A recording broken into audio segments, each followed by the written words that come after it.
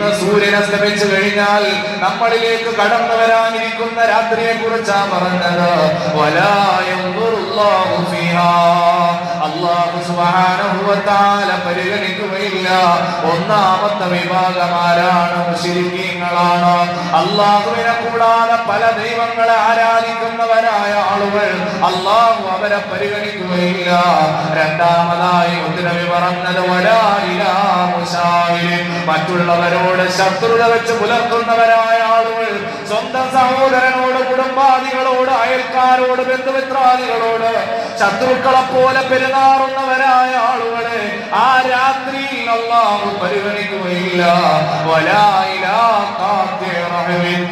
മൂന്നാമത് റസൂലുള്ളാഹി പറയുകയാണ്, സ്വന്തം കുടുംബക്കാരായ ആളുകളെ പരിഗണിക്കാത്തവരായ ആളുകൾ, കുടുംബ ബന്ധങ്ങൾ മുഴുവനും വിച്ഛേദിച്ചുകൊണ്ട് ജീവിക്കുന്ന മനുഷ്യരുണ്ടോ, അല്ലാഹു അവരെ പരിഗണിക്കുകയില്ല.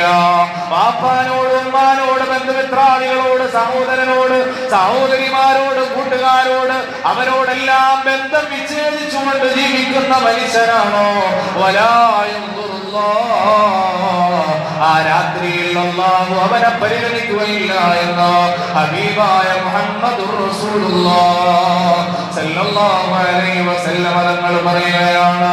അതുപോലെ വലാ ഇലാഹ മുസ്ബിലിൻ, ഈ ദുനിയാവാകുന്ന ലോകത്ത് അഹങ്കാരത്തോടുകൂടെ ജീവിക്കുന്ന മനുഷ്യനാണോ, നിര്യാണിക്ക് താഴെ വസ്ത്രം താഴ്ത്തിട്ടുകൊണ്ട് ഭൂമിയിലൂടെ വലിച്ചിഴച്ചുകൊണ്ട് അഹങ്കാരിയെ പോലെ നീങ്ങുന്ന മനുഷ്യനാണോ, അവനെയും അല്ലാഹു പരിഗണിക്കുകയില്ല. വലാ ഇലാഹ അബ്ദിൽ വാലിദി, അവന്റെ മാതാപിതാക്കളോട് മോശമായി പെരുമാറുന്നവനാണ്, മാതാപിതാക്കളെ ചീത്ത വിളിക്കുന്നവനാണ്, മാതാപിതാക്കളെ ശത്രുക്കളെ പോലെ കാണുന്നവനാണ്, മാതാപിതാക്കളെ വീട്ടിൽ നിന്ന് അടിച്ച് പുറത്താക്കിയവനാണ്, അവനെയും അല്ലാഹു ആ രാത്രിയിൽ പരിഗണിക്കുകയില്ല. വലാ ഇലാഹ മുദ്മിനിൽ ഖംർ, കള്ളിന്റെയും ലഹരി പദാർത്ഥങ്ങളുടെയും കഞ്ചാവിന്റെയും മയക്കുമരുന്നിന്റെയും ഒക്കെ അടിമകളായി ജീവിക്കുന്നവരായ ആളുകൾ അല്ലാഹുവിനോട് പാപമോചനം തേടി രാത്രിയിൽ മടങ്ങിയിട്ടില്ല എങ്കിൽ ഇവരെ ആരെയും അല്ലാഹു പരിഗണിക്കുകയില്ല.